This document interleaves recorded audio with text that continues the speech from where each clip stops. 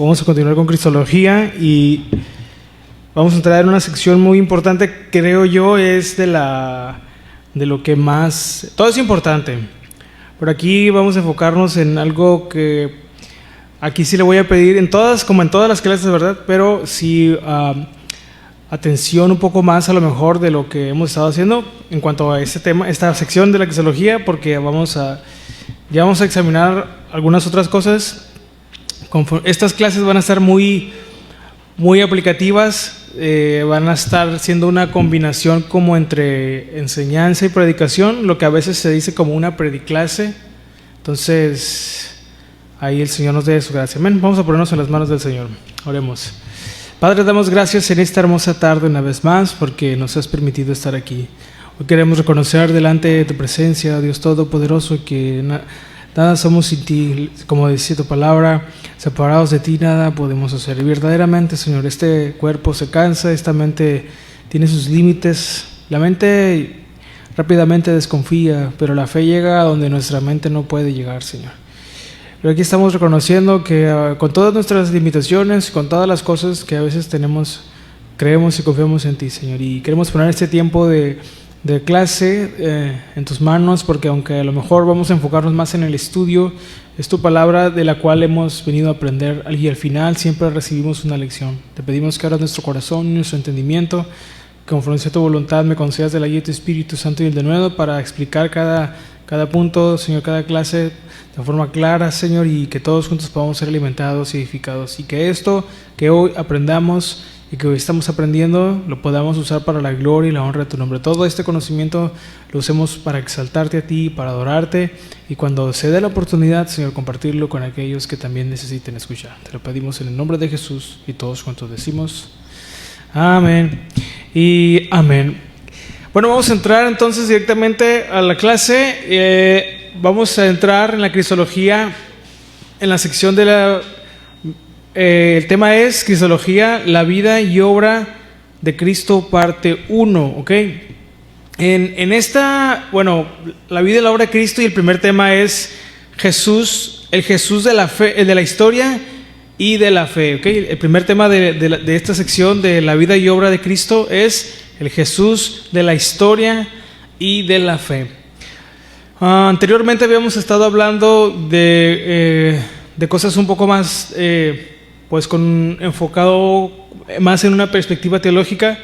Entonces, aunque es de mucha bendición también, hoy en esa sección nos vamos a enfocar en la vida y obra de nuestro Señor Jesucristo. Y vamos a dar mucha información de lo que creemos, ¿verdad? Bíblicamente y también teológicamente, ¿verdad? Y históricamente, ¿ok? También hay evidencia histórica pues de Jesús, de su vida, de su historia. Aquí, al menos a nivel histórico, también hay mucha evidencia de que Él verdaderamente existió.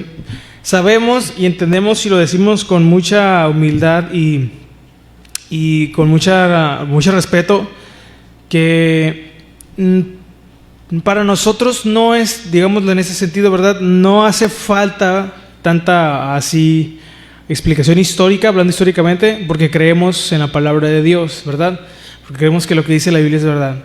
Aún así, Dios en su sabiduría, ¿verdad? Y en su infinita misericordia, permitió y concedió que desde los intentos humanos de explicar la historia a nivel, ¿verdad? A este nivel de estudio, desde esta rama del saber qué es la historia, existan y se encontrarán mucha evidencia sobre su existencia como personaje histórico, como cualquier personaje en la historia, ¿ok? Entonces, además de la fidelidad de la palabra de Dios, que para nosotros es suficiente, también tenemos evidencia histórica. Entonces, lo que vamos a estar haciendo es que esta sección va a estar dividida y va a estar enfocada por lo menos en cinco temas o cinco grandes temas que vamos a estar abarcando. Y hermano, ¿cuáles son esos temas? Bueno, aquí se los voy a decir y ahorita entramos ya directo a este primer tema. ¿Por qué? Bueno, porque es mucho. Entonces, una sola sesión, pues sí es como no alcanza, entonces se tiene que dividir en varias partes. Entonces el primer tema que vamos a estar viendo hoy es el Jesús de la historia y de la fe. Y a lo mejor no terminamos hoy porque es mucho, ¿no? Pero este es el primer tema. El segundo punto de esta sección, o el segundo tema, es la vida de Jesús: encarnación, ministerio y ejemplo, ¿ok? Esa es la segunda. El tercer tema, o el tercer apartado de esta sección, es la obra redentora de Cristo. Vamos a hablar cruz, resurrección y exaltación. Vamos a hablar también de en el apartado número 4, si Dios lo permite, es el significado eterno de Jesús como mediador, juez y rey. Y un último, este pudiera ser opcional, pero sí lo voy a tocar porque al final, aunque es estudio, aunque es enfocado más como en clase, al final necesitamos siempre una aplicación, y en todas las clases vamos a tratar de estar aplicando mucho de lo que vemos, pero siempre es importante agarrar algo que nos edifique también a un nivel ya más aplicativo, ¿ok? Y entonces el último tema, el número 5, sería, en este caso, lo titulé de esta forma: las imágenes de Cristo en el Nuevo Testamento. Y ahí es donde ya vamos a hablar otras cosas, ya más como el Cordero, como el Buen Pastor, ¿verdad? El pan de vida, la luz del mundo, el Hijo de Hombre, y etcétera, todos esos títulos que vemos ahí, ¿ok? Y todo lo que la palabra de Dios nos enseña al respecto de cada uno de esos títulos, y qué significan y por qué y tal. Pero bueno, vamos a iniciar entonces con el tema de hoy, ¿ok? ¿Qué es lo que vamos a estar tratando de hacer a través de todos estos temas? Bueno, le voy a decir el propósito, por lo menos de este primer tema, ¿ok? Bueno, vamos a tratar de comprender con la ayuda de Dios que nuestro Señor Jesús, a Jesús es una figura histórica real, ¿ok? O sea, ya sabemos que Él es el Cristo y lo vamos a estar explicando. Ya explicamos mucho de su divinidad y lo que dijimos en las clases pasadas, pero al principio, en este punto, vamos desde el punto de vista histórico, vamos a ver que Él es, o vamos a tratar de comprender que Él es una figura histórica real. O sea, no es un invento de la iglesia, ¿ok? Porque no sé si han escuchado que de repente dicen: es que ustedes inventaron la iglesia, el cristianismo, inventó la Biblia, inventó el Nuevo Testamento, inventó a un Jesús de Nazaret, pero eso es una copia de otros mitos, de otras historias, de otros dioses, y sacan ejemplos de historias de otras culturas, como Osiris y de algunos egipcios. Pero vamos a estar explicando también esos puntos, cuál es la diferencia entre esas historias, entre esos mitos, que unos sí existen, y por qué dicen que es una copia. Porque las historias existen, pero hay una explicación, y ahí es donde esa es la parte que ya no leen o que ya no explican. ¿Cuál es la diferencia entre esos mitos, entre esos relatos mitológicos y la vida de Jesús? O a nivel histórico, la diferencia entre ellos y Jesús de Nazaret. También, ¿verdad? Como figura histórica, ¿verdad? Real, también como el centro de nuestra fe revelada, ¿ok? La fe cristiana, hermanos, no está basada en mitos ni en ideas filosóficas, sino en una persona concreta que vivió en el tiempo y el espacio, cuyas palabras y acciones tienen implicaciones eternas. Esa persona es Jesús. Amén. Ok, ¿listos entonces? Ok. La fe cristiana, hermanos, no nace en el aire, sino en la tierra de Judea. Okay, en un tiempo específico, con una persona real que es Jesús de Nazaret. El Jesús de la historia, el hombre, el que fue ese hombre judío que vivió en el siglo I, que predicó en Galilea y murió crucificado. De él vamos a estar aprendiendo quién fue y qué hizo. Y el Cristo de la fe, que es la interpretación, ¿verdad?, que hemos recibido, ¿verdad?, o que vemos en la Biblia, que aprendemos de él, que es quién es el Cristo de nuestra fe. Porque el Jesús de la historia, vamos a ver a nivel histórico quién fue, pero también el Cristo de la fe, que es la figura que es para nosotros central, como nuestro Redentor, nuestro Salvador, y como nuestro Dios también. Aquí viene una pregunta: que podemos lanzar. ¿Usted cree, lo voy a decir de esta manera, que existe una diferencia entre el que llaman el Jesús real y el Jesús que predicamos? Bueno, una de nuestras metas va a ser, porque dice, hermano, ¿qué significa eso? Bueno, una de nuestras metas va a ser mostrar que no hay contradicción entre ambos. El Jesús en quien creemos es el mismo que vivió, murió y resucitó. Ese es el Cristo, ese es el Jesús en el que creemos. Amén. Bueno, vamos con el primer punto. Evidencias históricas de la existencia de Jesús. Hay muchas fuentes, hay muchas cosas que podemos decir. Yo voy a estar citando algunas por temas de practicidad y por temas también de tiempo, para no hacerlo muy, muy extenso. Voy a dar algunas que son muy importantes y muy significativas también, como todas. Yo seleccioné algunas. Podemos encontrar más, ¿verdad? Hay muchos libros también, hermanos, que ahí dan evidencia o que son de bastante, ¿cómo lo podemos decir? Que son recursos que podemos leer para tener más amplio el tema, ¿no? Pero yo voy a citar a algunos historiadores, voy a decir los nombres de los historiadores para ver, pues para ir teniendo esta información, pero pues de una manera más concreta, ¿ok? Claro que hay más, pero como le digo, como es un estudio muy extenso, claro que todos lo podemos hacer, pero aquí yo le voy a dar la base, ¿ok? Ya de aquí, eso es una muy buena base que vamos a tener para ya si quisiera profundizar, pues ya hay libros todavía que abarcan los temas más a fondo, ¿ok? Bueno, ¿por qué es importante este punto antes de avanzar? Bueno, las evidencias históricas, bueno, antes de hablar de la divinidad o de los milagros o del mensaje de Jesús, debemos afirmar que realmente existió. La fe cristiana no descansa en ideas abstractas o así muy raras, no, sino en un hecho también, además de todo, en un hecho real, en un hecho histórico, como lo confirmó un teólogo escocés, ¿verdad?, que decía esto, llamado John Stott. Él decía: nuestra fe descansa en un hecho sólido de la historia, que Dios entró en el tiempo y en el espacio en la persona de Jesucristo. Es decir, que Dios se manifestó, Dios se reveló, Dios vino a habitar entre nosotros, a estar aquí, a revelarse, a mostrarse en Jesús, ¿ok?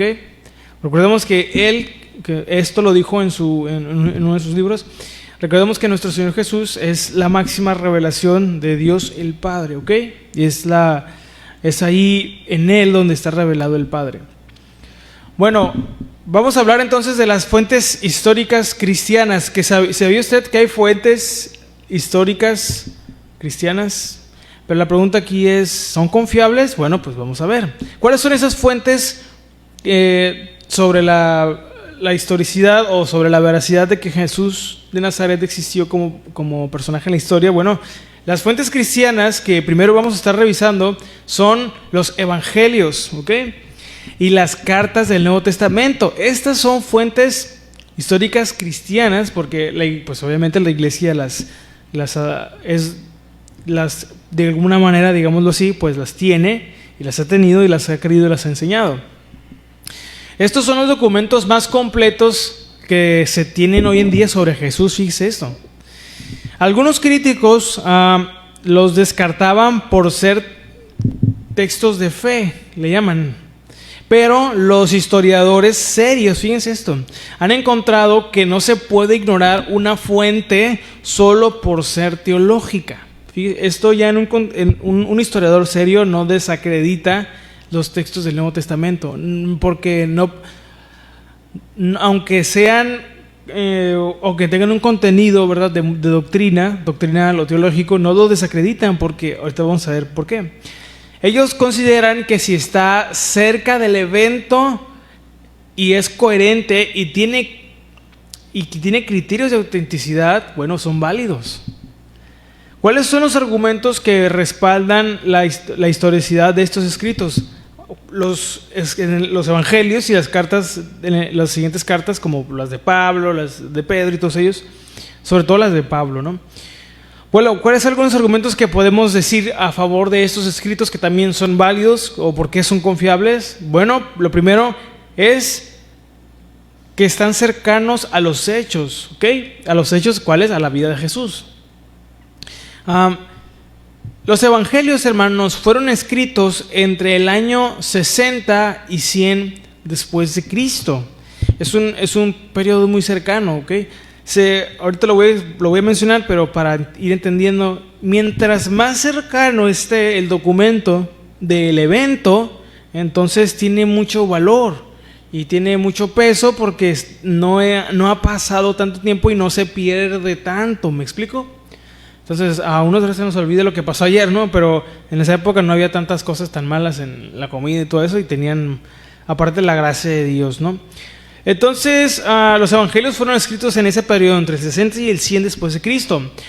Pablo escribió cartas, fíjense, él ya había hecho algunos escritos, se dice que aproximadamente en los años 50 después de Cristo. A solo 20 años aproximadamente de la crucifixión. Fíjense, no había pasado tanto tiempo, o sea, no era tan lejano la distancia en tiempo de los primeros escritos de Pablo desde la crucifixión, desde los eventos de la vida de nuestro Señor Jesucristo. Estas fechas entonces están demasiado cerca como para que se hayan creado, fíjense, mitos o leyendas. Como el tiempo es muy cercano a los eventos, mientras más cercano obviamente a los eventos, es más difícil, según los criterios de la historicidad, es más difícil que se inventen cosas. ¿Sí me explico? Que se le añadan invenciones de tipo mitológicas o leyendas. Por eso la gente que dice que no, pues es que está alterado en los textos y que han pasado por muchas manos. Miren, no es el tema ahorita aquí, pero hay una rama de estudio que se llama ciencias bíblicas. Esta es una, podemos decirlo de esta manera para entenderlo, es una carrera, uno puede estudiar eso. En ciencias bíblicas estudian y examinan los textos, los rollos, todo eso. No necesariamente tienen que ser creyentes, eso pueden ser de cualquier persona, lo puede estudiar. Pero examinan los rollos, examinan las copias y todo le llaman aparatos críticos de la traducción. Y examinan, hermanos, en serio. Yo he visto, porque he visto la manera en cómo lo hacen, cómo lo analizan, van a los originales, van a las copias.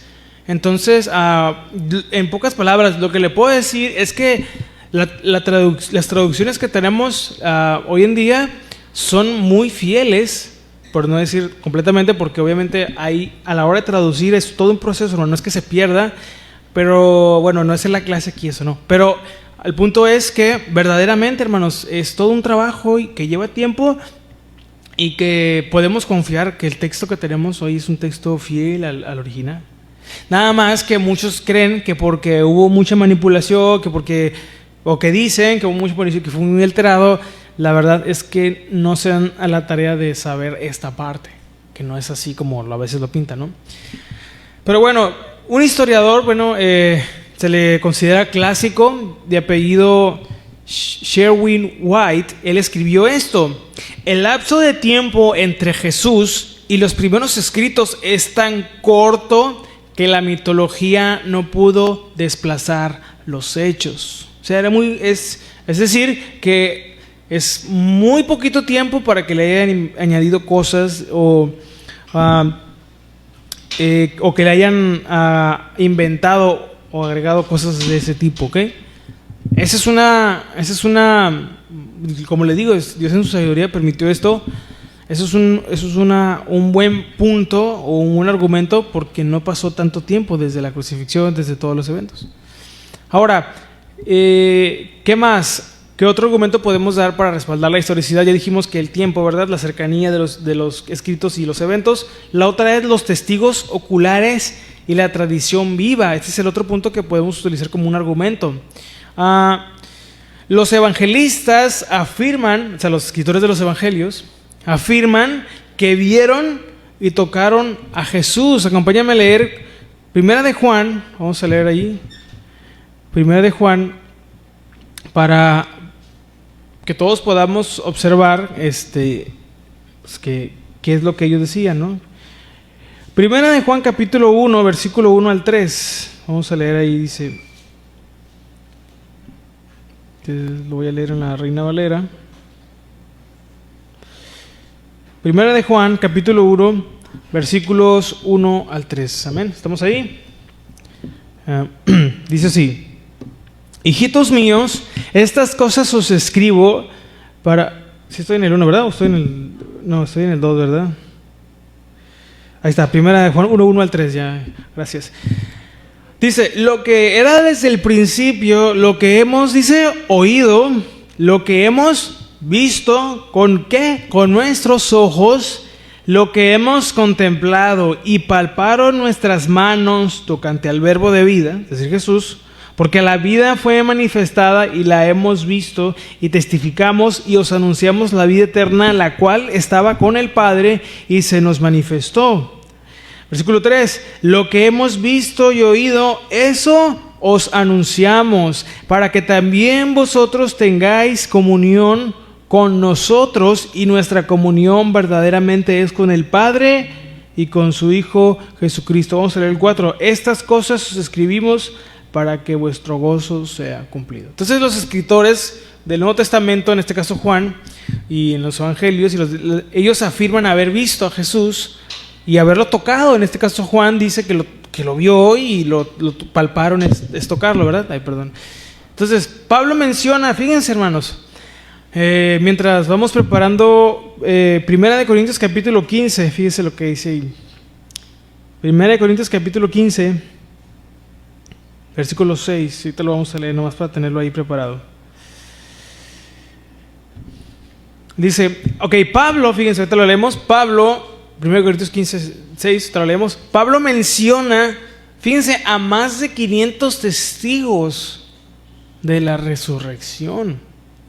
Entonces dice 1 Corintios 15, 6, dice, después apareció que a más de 500 hermanos a las veces, de los cuales muchos viven aún y otros ya durmieron. Muchos de esos testigos, lo que leemos ahí, aún vivían cuando se escribieron los textos. O sea, mientras los evangelios eran redactados, muchos de los testigos estaban vivos ahí. ¿Qué significa eso? Pues que ellos podían confirmar, todos esos testigos podían confirmar lo que estaban escribiendo los discípulos o el que haya escrito el evangelio o la carta, en este caso Pablo o Marcos o Lucas o Juan o Mateo. Porque al estar vivos los testigos podían confirmar o corregir errores en las historias, ¿okay? Porque todavía estaban vivos. Ahora, aquí viene algo que se llama criterio de dificultad. Esto es algo dentro del argumento algo a favor. ¿Por qué? Porque los evangelios incluyen, fíjense, esto del criterio de dificultad, esto es algo que juega, digamos de esta manera, a favor de la veracidad y de la honestidad de los escritos del Nuevo Testamento. Fíjense, ¿por qué? Bueno, porque los evangelios incluyen detalles que no favorecían inventos. Por ejemplo, la traición de un apóstol. O sea, en los relatos de los evangelios está escrito que Jesús fue traicionado por uno de sus cercanos, por ya sabemos quién, ¿sí o no? Si se quisiera presentar a un grupo perfecto, donde todos eran, ¿verdad?, sin fallas, pues no tendría sentido incluir a un traidor. El abandono de los discípulos, en este caso también el abandono de Pedro, cuando lo niega, ¿no?, a Jesús. Y una de las cosas muy interesantes es las mujeres como primeras testigos de la resurrección. Y esto es algo bien interesante porque eso era poco creíble en el contexto judío. Esto indica que los evangelistas no modificaron los hechos para embellecer la historia. Contaron las cosas tal cual sucedieron. Ahora, ¿qué quiere decir esto del criterio de dificultad? Es una herramienta también, o de similitud, ¿verdad? Es una herramienta para confirmar que los escritos son auténticos. ¿Por qué? Bueno, este criterio de dificultad es un principio, fíjense, usado por historiadores seculares y también creyentes, por historiadores creyentes, para evaluar la autenticidad de los textos antiguos o de textos antiguos.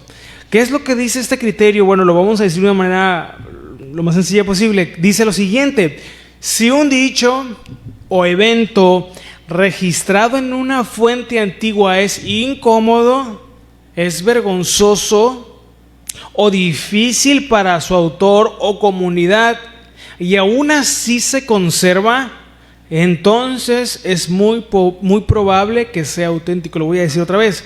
Si un dicho o evento registrado en una fuente antigua es incómodo, vergonzoso o difícil para su autor o comunidad, y aún así se conserva, entonces es muy probable que sea auténtico. En otras palabras, ¿por qué alguien inventaría algo que perjudica su argumento, su causa o su líder? ¿Me explico?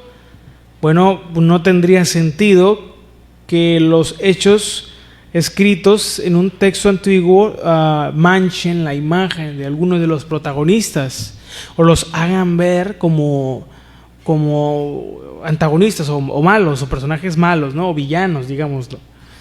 Bueno, pues esto lo vemos en los relatos del Nuevo Testamento porque los discípulos escribieron o relataron las cosas tal cual y sucedieron, no le inventaron nada.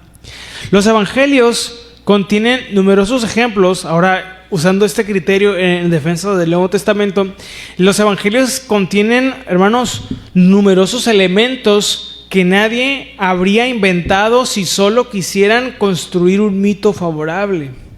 Ese argumento de que, o esa crítica de que, pues, que el Nuevo Testamento se lo inventaron de una noche a la otra y que todo eso se derrumba a la luz del estudio y del consenso académico en cuanto a la historia de Jesús, porque los textos del Nuevo Testamento son válidos, son auténticos, son veraces, o sea, son verdaderos, no son inventos ahí raros. Entonces, este criterio ayuda a desacreditar la idea de que los relatos evangélicos son invenciones tardías, como sí sucede en otras historias o en otros o en algunas mitologías donde después de mucho tiempo se le inventan cosas a una historia original o primera. Es el caso de algunas de las historias o de las tradiciones o mitologías, por ejemplo, de los egipcios. Hay historias muy tardías. O sea, tardías quiere decir que se hicieron mucho tiempo después de cuando fue el evento original, o lo más cercano, lo más antiguo. Entonces se le añaden cosas que al principio no tenían. Pero en el Nuevo Testamento no sucede eso. En las historias o en los relatos del Nuevo Testamento no sucede eso. Vamos a ver algunos ejemplos claros, ¿ok? Sobre esto en el Nuevo Testamento. Por ejemplo, la crucifixión de Jesús. La crucifixión era el castigo más vergonzoso del Imperio Romano en esa época, ¿ok? Era el castigo más vergonzoso. Ya saben cómo era, ¿verdad? Ya sabemos que por las películas, por la censura, no pueden mostrarlo como es, pero los crucificados eran exhibidos desnudos, ¿ok? Imagínense, hermano. ¿Qué más? Los judíos, fíjense esto, vamos a ir conectando estos puntos. Los judíos creían, que dice Deuteronomio 21-23, ¿se acuerdan? Que maldito el que es, lo estoy parafraseando, o lo estoy, que el que es colgado en un madero, Deuteronomio 21-23. Fíjense esto, ¿ok? Entonces tenemos que la crucifixión era el castigo más vergonzoso del Imperio Romano en esa época, y que además los judíos creían que maldito aquel que fuera colgado en un madero, según la ley judía. Si los cristianos, entonces, fíjese esto, si los cristianos hubieran inventado la historia, como muchos dicen, o si no, nos vamos a incluir ahí, ¿no? Si nosotros lo hubiéramos inventado, como muchos dicen, jamás habrían escogido este tipo de muerte para su Mesías. O sea, ¿cómo entonces puede ser considerado, lo voy a decir de esta manera, cómo Jesús va a ser considerado un héroe, un salvador, un Mesías, un Dios, si fue crucificado? Si la ley judía decía que alguien que es colgado es maldito, en un madero es maldito. No queda, ¿verdad? No queda si lo estuvieran inventando, si lo quisieran poner como un héroe así. ¿Por qué entonces le añadieron esto? Porque así tal cual sucedieron las cosas. Claro que aquí entendemos que esto tenía que ser cuando lleguemos al mesianismo de Jesús, a lo que se cumple en él. Vamos a explicar un poquito más, pero aquí estamos hablando a nivel histórico, un razonamiento a nivel histórico. Si los cristianos hubieran querido o hubieran inventado esa historia, no hubieran escogido este tipo de cosas para agregarlas en la historia para la muerte de su Mesías. Que eso tiene, para nosotros hoy en día no tiene mucho, a lo mejor no conectamos mucho. Bueno, fue crucificado y qué horrible, fue golpeado. Pero hermanos, para la gente de la época, y más aún hoy en día, para la gente que vive, es que nosotros vivimos de ese lado del mundo, en Occidente, pero la gente del otro lado, de Medio Oriente, ¿verdad? Todavía estos símbolos tienen algo de peso en sus mentes, porque es otra cultura y en esa época todavía más. Pero ser crucificado, hermanos, y exhibido era algo vergonzoso. Nadie que quisiera ser recordado como un héroe le hubiera gustado que relataran eso en su vida. Pero bueno, aquí vemos cómo realmente no se inventó nada. Un teólogo de apellido Brown, Raymond Brown, dice lo siguiente, o dijo esto: nadie en la comunidad judía cristiana habría inventado la muerte del Mesías, porque miren, te voy a explicar por qué. La muerte del Mesías en una cruz maldita es un dato históricamente cierto, que murió crucificado, es lo que es cierto. Porque recordemos que los discípulos eran judíos, ¿me explico? O sea, ellos conocían la ley, las tradiciones, y sabían que aquel que fuera colgado en un madero era maldito. ¿Cómo entonces lo iban a relatar? ¿Cómo iban a contar esa historia y cómo le iban a enseñar eso a los demás? A los discípulos de ellos y a los que siguieron. Si es algo que los judíos ven mal, bueno, pues porque así fue, así sucedió. Nada más que Dios, ahí entra la parte espiritual donde entra la revelación, pero así fue. Ahora, el bautismo de Jesús por Juan el Bautista. Miren, el bautismo de Juan era para arrepentimiento de pecados, ¿se acuerdan? Bueno, Jesús sin pecado no necesitaba arrepentirse. Entonces, ¿por qué narrar algo que podría malinterpretarse como si Jesús necesitara el arrepentimiento? O sea, porque Él se bautizó, ¿se acuerdan? No tendría sentido tampoco incluir este hecho, este evento, pero el hecho de irse a bautizar tiene y eso ya lo hemos explicado, y si Dios permite luego lo explicamos más, pero tiene un simbolismo muy importante para nosotros, el bautismo, ¿ok?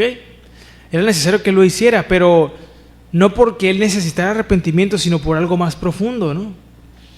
Pues no tendría sentido, si creemos, porque así es, ¿verdad?, que Él es santo, no necesitaba arrepentirse. Entonces, ¿por qué se bautiza? Bueno, porque los discípulos narraron las cosas tal cual como sucedieron. Por eso lo escribieron, porque no están mintiéndolo, y verdaderamente Jesús se bautizó.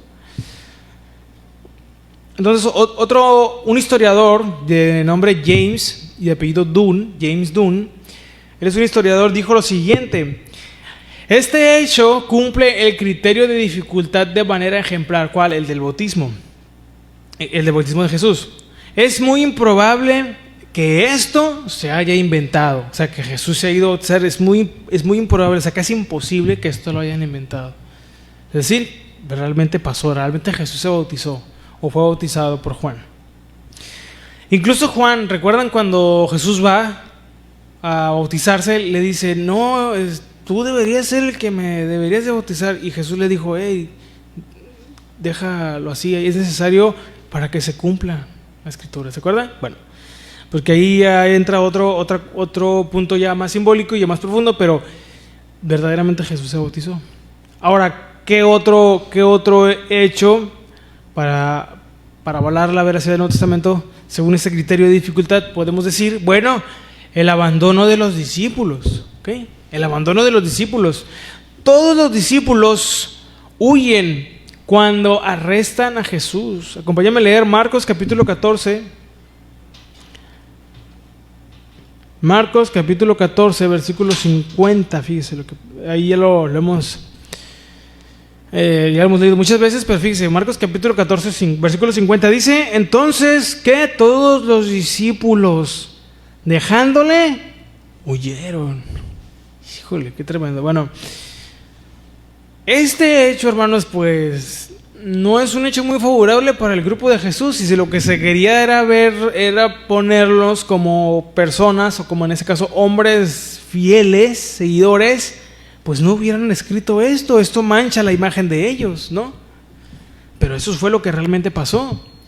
Pedro, a quien se le llegó a considerar el líder, ¿verdad? De eso, que ¿sabe qué es lo que hizo? ¿Se acuerda qué fue lo que hizo? Pues lo negó 3 veces, ¿no? ¿Pero qué le dijo antes de negarlo? Hasta la muerte, Señor. Y yo no sé, aquí, como en el barrio, ¿no? Hasta la muerte. Y tómala, la primera lo negó 3 veces, ¿no? Entonces no se presenta, fíjense, a los apóstoles como héroes, ¿no? Así a nivel histórico por lo menos, o sea, súper intachables, ¿me explico? Sino como cobardes y débiles, pues que eran hombres comunes, no tenían poderes, no andaban ahí volando, ¿sí me explico? O sea, eran personas normales. Y eso es lo que vemos en los evangelios, el proceso de cómo nuestro Señor Jesús trata o los va guiando a través de las enseñanzas, porque no se dice del día a día. Imagínense poder haber estado con Jesús 24 horas, hermanos. Imagínense cuántas lecciones no nos hubieran. No, hombre, ya. Ahí con 2 horas, ¿verdad? De estar ahí ¿cuánto duraban las ¿cómo se llaman? Las parábolas, explicándolas. Pero bueno, pero vemos que de los discípulos se relatan las cosas que hubiera vivido, o sea, en cuanto a personalidad y carácter y comportamiento, cualquier persona de la época. O sea, no eran así, y no se les intenta poner esa imagen, ¿me explico? O sea, se escriben las cosas hasta que Pedro lo negó, Judas lo traicionó, todos salieron corriendo cuando lo arrestaron, y luego Pedro aparte se aventó ¿verdad? El de que le cortó la oreja a Malco, y bueno, un sinfín de cosas, y uno dijera, bueno, ¿y esos son los discípulos? Pues esos fueron, a esos el Señor escogió, a esos como usted y como yo. Cualquiera de nosotros hubiera hecho lo mismo que Pedro, hermanos, o quién sabe, ¿no? Capaz si se hubiera agarrado ahí no, hombre, quién sabe qué con razón el Señor no nos permitió vivir en el siglo I, ¿qué hubiéramos hecho cuando lo agarraron? Pues ahí hubiéramos quedado, ¿no? Pero fíjense, otro teólogo de nombre Bauckham, Richard Bauckham, dijo lo siguiente: la crudeza con la que los evangelistas retratan a los discípulos solo puede explicarse si están transmitiendo hechos reales y no ficción.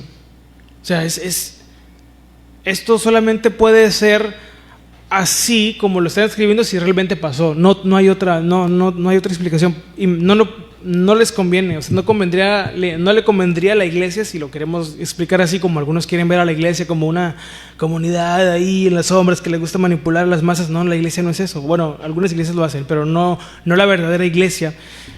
No, pues no conviene relatar a sus héroes de esta manera. Pues no, pues es que así eran.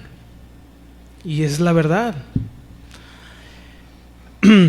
Ahora, el siguiente es las mujeres como primeras testigos de la resurrección. Y esto no es machismo bíblico, hermanas, no me vayan aquí.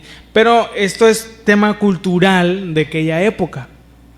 Este es uno de los hechos, uno de los puntos, para decirlo de esta manera, muy interesantes y muy impactantes respecto a la veracidad de los hechos, o sea, que las cosas sucedieron tal cual se escribieron. ¿Por qué? Bueno, porque en el siglo I, hermanos, el testimonio legal, fíjense esto, hermanos, el testimonio legal de una mujer no tenía validez pública. No tenía. Entonces que me meten aquí los pañuelos, ¿no? No tenía, hermanos.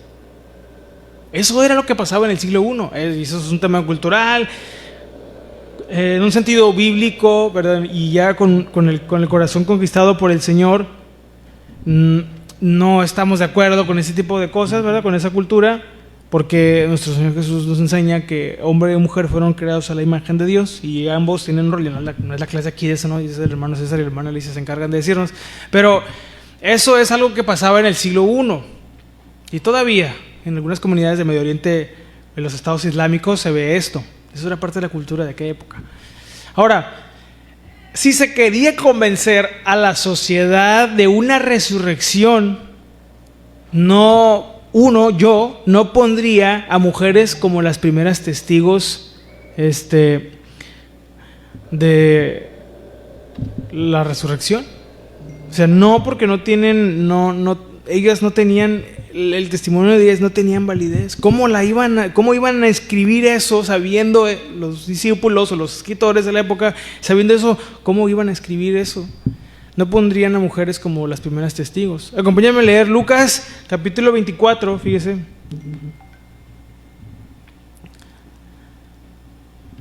Lucas capítulo 24, fíjese lo que dice ahí.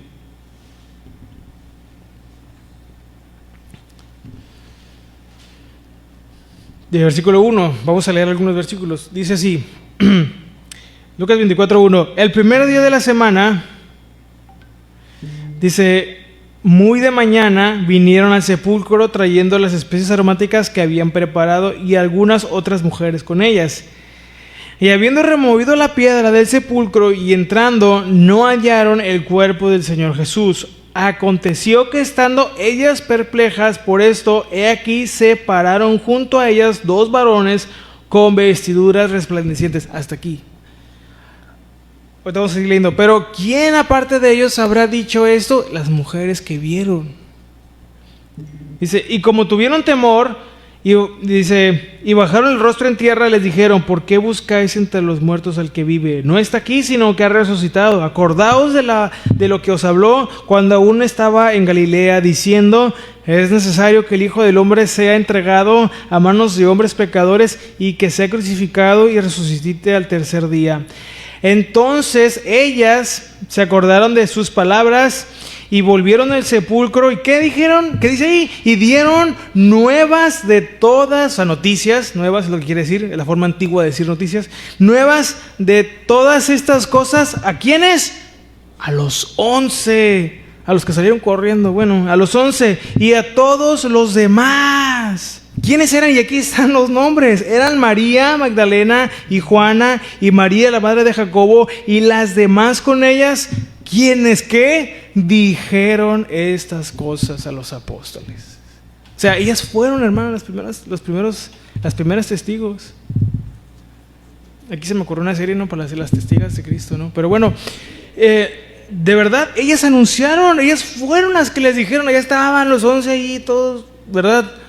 Achicopalados, como decía mi tata, ahí, y ellas fueron a decirles, Dios usó, hermanos, a este grupo de mujeres para decirles las nuevas de la resurrección. Entonces, en esa época, sabiendo que el testimonio de una mujer no tenía validez, pues no las hubieran puesto como testigos, hubieran puesto que lo primero fueron los discípulos hombres y que ellos fueron los que anunciaron, pero fueron ellas, fueron las mujeres. El otro pasaje es Juan, ese ya no lo vamos a leer, pero a quien guste tomar la nota, el otro pasaje es Juan 20, capítulo 20, versículos 1 al 18, ese es el otro pasaje. Okay. Juan capítulo 20, versículo 1 al 18, ese no lo vamos a leer, pero ahí está de referencia por si quiere consultarlo ahí en casa. Que lo diga ahí que me estoy inventando ahí que el tercera de Enoch y no sé qué. Entonces, pues podemos ver que si alguien quisiera verdaderamente convencer a un público, a una audiencia de que estos hechos fueron reales, no hubiera puesto a mujeres como primeros testigos. Un historiador y teólogo de apellido Wright, N.T. Wright, dice esto: el hecho de que las mujeres sean las primeras testigos de la resurrección es tan vergonzoso culturalmente, no lo digo en mal sentido, así lo explica él, es culturalmente, que solo puede explicarse si es lo que realmente ocurrió. Porque eso fue lo que ocurrió. No se lo inventaron, no ahí le añadieron, esto fue lo que sucedió. Por eso, cuando ya nos metemos un poquito más, Vemos cómo esa crítica de que la historia de Jesús en el Nuevo Testamento o en los Evangelios la inventaron, se va cayendo poco a poco al ver estos hechos, al ver cada uno de estos puntos. Y ¿cuál es el otro punto que pudiéramos decir? Bueno, los dichos difíciles de Jesús. Y esa es una de las cosas que más me impactan, porque a un nivel humano ya sabemos que Dios nos dio capacidad, ¿verdad?, de razonar y de entender y de aprender. Pero hermanos, por más que uno tenga capacidades e inteligencia, al final y desde el principio, ¿verdad?, dependemos de la guía del Espíritu Santo a la hora de leer la palabra de Dios. O sea, no es como que podemos aprender algunas cosas, claro que sí, pero para ir a toda verdad, para entender, para que la interpretación, para poder recibir, ¿verdad?, el alimento y poder saber lo que Dios quiere que hagamos a través de lo que nos enseña en su palabra, necesitamos la guía del Espíritu Santo. Y las palabras de Jesús son difíciles en cuanto a veces al entendimiento, a nivel humano, en cuanto al entendimiento. Es por eso que hay un punto, siempre lo hemos dicho, que cada doctrina tiene un grado de misterio. ¿Se acuerda que hemos dicho? ¿Por qué? Porque no porque Dios no haya sabido explicarla, sino porque a nosotros ya no nos alcanza. Llegamos a un punto y ya lo demás ya no nos alcanza, ¿no? Entonces, por ejemplo, nuestro Señor Jesús dijo en Juan 14:28, nada más voy a leer esta parte del versículo, este fragmento, voy a citar. Juan 14:28 dice así, Jesús dijo, el Padre es mayor que yo. Miren, este versículo, y aquí es donde pasó lo que ya explicamos en otras clases cuando fue lo de las diferentes doctrinas, cuando fue todo eso, ¿verdad?, que sucedieron, las herejías. Bueno, este versículo fue usado por herejes, o se crearon algunas herejías, por ejemplo, como el arrianismo, ¿se acuerdan? Para negar la divinidad de Cristo. Es por estas palabras difíciles de interpretar o de comprender a un nivel que en este caso Arrio malinterpretó. No, entonces Jesús no es Dios. Y ahí está la herejía. Porque no nomás es leer, no nomás es aprenderlo de memoria, nada más es conocimiento. Es sabiduría, es guía del Espíritu Santo, porque en la palabra de Dios, ¿se acuerda que dice que su palabra es viva y eficaz? No solo es tinta y papel, es algo más, pero ya entra la parte de la comunión y la espiritualidad, ¿no? Ahora, ¿qué otras palabras dijo nuestro Señor Jesús? Cuando estaba crucificado dijo, ¿por qué me has abandonado? Bueno, ¿se acuerdan? Padre mío, ¿por qué me has desamparado? Esto lo leemos en Marcos 15:34. O sea que, ¿cómo es eso? Pero esto ya entra a un nivel ya más profundo de doctrina para entender por qué Jesús dijo eso.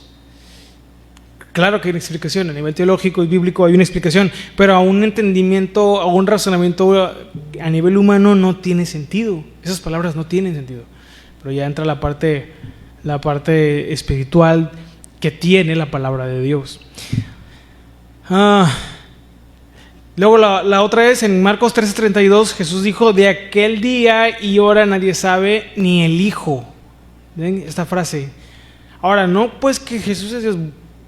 Y aquí es donde entra la parte que tenemos que explicar que quiere decir el día y la hora y todo eso. Ya es una explicación cultural y hay no es la clase aquí eso, pero estas palabras a nivel humano difíciles de entender, hacen entonces más real que lo que dijo Jesús fue esto y no un invento, porque pondrían cosas que a nivel humano no tendrían sentido, o que desde una perspectiva humana no es congruente de hacer o creer.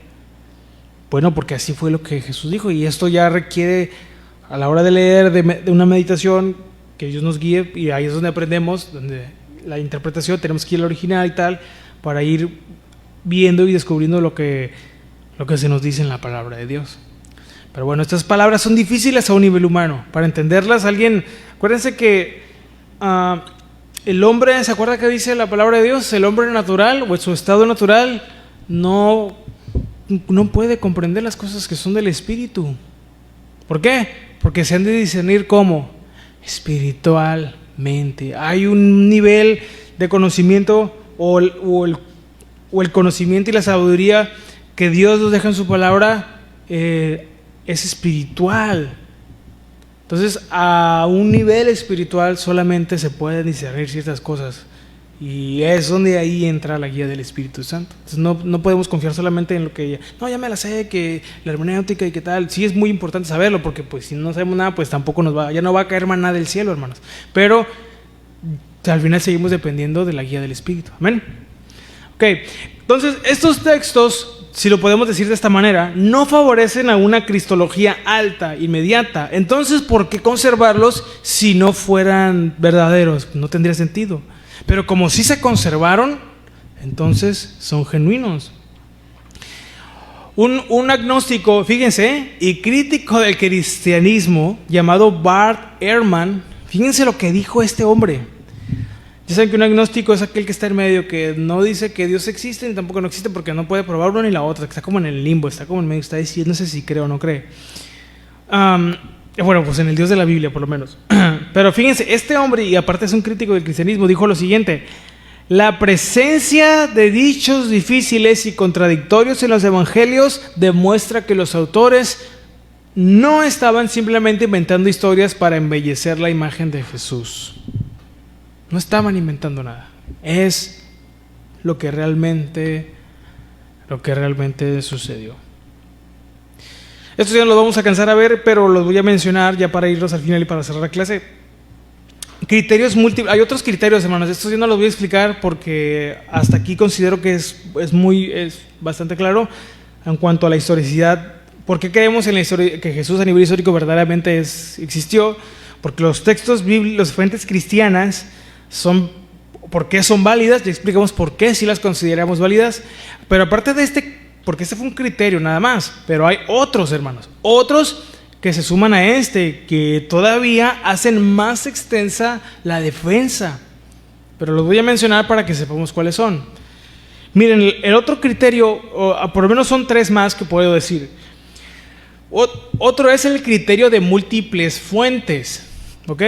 El criterio de múltiples fuentes. ¿Qué significa esto? Miren, si un hecho está atestiguado en más de una fuente independiente, es más creíble. ¿Ok? ¿Qué significa esto? Por ejemplo, la crucifixión y la resurrección están en Marcos, en Juan, Pablo lo dice, las fuentes Q, que son los escritos de Qumran, que se descubrieron después, y tradiciones orales. Estos eventos están en todas estas fuentes, entonces la hacen más veraz o que realmente es verdadera la historia. ¿Me explico? Porque están en más de una fuente. Independientes. ¿Ok? ¿Cuál es el otro criterio? El criterio de coherencia. ¿Esto qué quiere decir o qué postula este criterio? Que si un dicho encaja bien con otros ya establecidos como auténticos, también se considera confiable.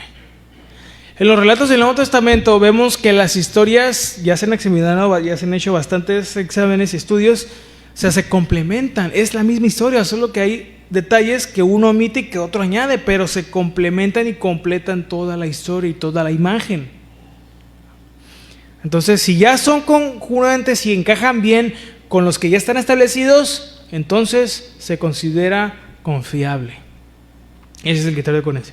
No los puedo explicar todos ya más a profundidad porque aquí ya no me alcanza, pero esto es más apologético, entonces ya dividimos apologética. Entonces, no sé si en una segunda vuelta de apologética vayamos a explicar estos, pero el otro criterio es criterio del contexto histórico. Fíjese. ¿Qué quiere decir o qué postula este criterio? Que si un evento o dicho encaja perfectamente en el mundo judío del siglo I, en costumbres, por ejemplo, en idioma o en expectativas mesiánicas, en este caso hablando de Jesús, es más probable que sea auténtico. Si un evento o dicho encajan perfectamente en el mundo judío del siglo I, y vemos que en los evangelios, ahí podemos ver muchas de las costumbres que estaban en esa época, ¿no? de las prácticas que tenían, de la forma en cómo vivían. Allí están y las veo, entonces es más probable que sea auténtico, porque sí lo son. Conclusión entonces, los evangelios de este punto, nos vamos a quedar aquí porque de aquí siguen las fuentes no cristianas, ¿ok? Aquí nos vamos a quedar. Los evangelios no fueron escritos como propaganda religiosa sin base histórica, es lo primero que tenemos que, de todo lo que dije, hermano, que esto es la conclusión, aquí vamos a resumir lo más posible. Los evangelios no fueron escritos como propaganda religiosa sin base histórica, por todo lo que ya dijimos. Contienen múltiples elementos que nadie habría inventado si solo quisieran hacer que Jesús se viera bien.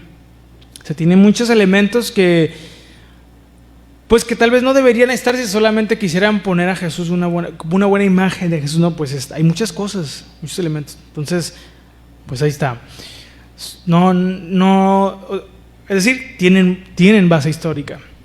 ¿Qué más? Usando herramientas reconocidas por historiadores seculares, vemos que el Nuevo Testamento es una fuente sólida y confiable para confirmar la historicidad de Jesús. Un apologeta llamado William Lane Craig dijo esto: la mejor explicación de por qué los evangelios cuentan cosas embarazosas, difíciles o problemáticas sobre Jesús es porque eso fue lo que realmente ocurrió. Si están todo ese tipo de cosas, es porque realmente ocurrió. No fue un invento, no le añadieron cosas, así tal cual ellos relataron, los escritores guiados por el Espíritu Santo, claro, escribieron las cosas de la vida y obra de Jesús. Tienen todas estas citaciones, es porque eso fue lo que realmente sucedió.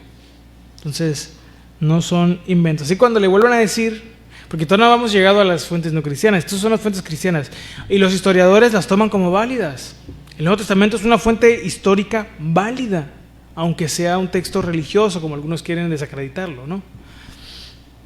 Sobre la existencia de Jesús y de los discípulos, de Pablo, de Pedro, de Juan, de Andrés, de todos ellos. Entonces, son fuentes válidas. Entonces, hasta aquí nos vamos a quedar. Si os permite, la próxima semana vamos a continuar con... Es bastante, por eso le digo que va a ser una buena base, hermanos. Yo les recomiendo que si por alguna razón no alcanzamos a agarrar todo, vuelvan a escuchar la clase para complementar sus notas o para tomarlas desde cero otra vez, como gusten. Porque vamos a estar dando, fíjese, esto está resumido, Esto está resumido, pero no súper extractado. Pero es una buena base para de aquí partir, ya si alguien quisiera profundizar un poco más. Pero voy a tratar de dar una muy buena base para poder tener todo esto ya, por lo menos en estos puntos y en los demás temas también. ¿Ok? Pero bueno, hasta aquí nos vamos a quedar. Si Dios lo permite, vamos a ver las fuentes no cristianas, o sea, los testimonios externos sobre la historicidad de Jesús. ¿Amén? Y Dios se encuentra porque no me acompaña a hacer una oración para estar entregando este tiempo en las manos del Señor, y si así lo permite, nos vemos la próxima semana. Amén. Oremos. Padre, damos gracias en esta hermosa tarde porque nos ha permitido estar aquí una vez más. Gracias por su palabra que es fiel y verdadera, y lo podemos ver una vez más aquí al hacer este estudio y esta clase de lo que nos dice su palabra en cuanto a la vida y la obra de nuestro Señor Jesús, de las cosas que hizo, de las cosas que dijo, de los lugares donde estuvo y todo lo demás. Podemos ver que es real, es verdadero a nivel espiritual y también a nivel teológico, bíblico y a nivel histórico. Gracias, Padre, por su palabra, porque podemos confiar verdaderamente que es una fuente inagotable de conocimiento y de verdad, que nos guían a hacer las cosas conforme su naturaleza, conforme a su corazón, Padre. Ahora pedimos que todo esto que aprendemos aquí no lo utilicemos solamente para presumir o hacer alarde de conocimiento ni nada de eso. Al contrario, ayúdanos a usarlo para alabarte, para glorificarte, y si en algún momento, Señor, hay oportunidad y tú lo concedes de dar respuesta de nuestra fe a aquel que nos demande hacerlo con toda mansedumbre, con todo el amor y con toda la carga de que aquel que nos escuche Señor, pueda ser convencido por tu Espíritu Santo de pecado, justicia y juicio, para que venga el arrepentimiento y al conocimiento de quién verdaderamente es. No lo que dice la ciencia, no lo que dicen las filosofías, no lo que dicen, sino quién verdaderamente eres tú. Te lo pedimos en el nombre de Jesús, y que nos lleves con bien también a nuestros hogares. Guárdanos en el camino de regreso, toda falla, guarda nuestros vehículos, Señor, en el camino, todo accidente. Cuídanos de cualquier situación que pueda haber, Señor Padre, para poder llegar con bien a casa. Te lo pedimos en el nombre de Jesús, y todos juntos decimos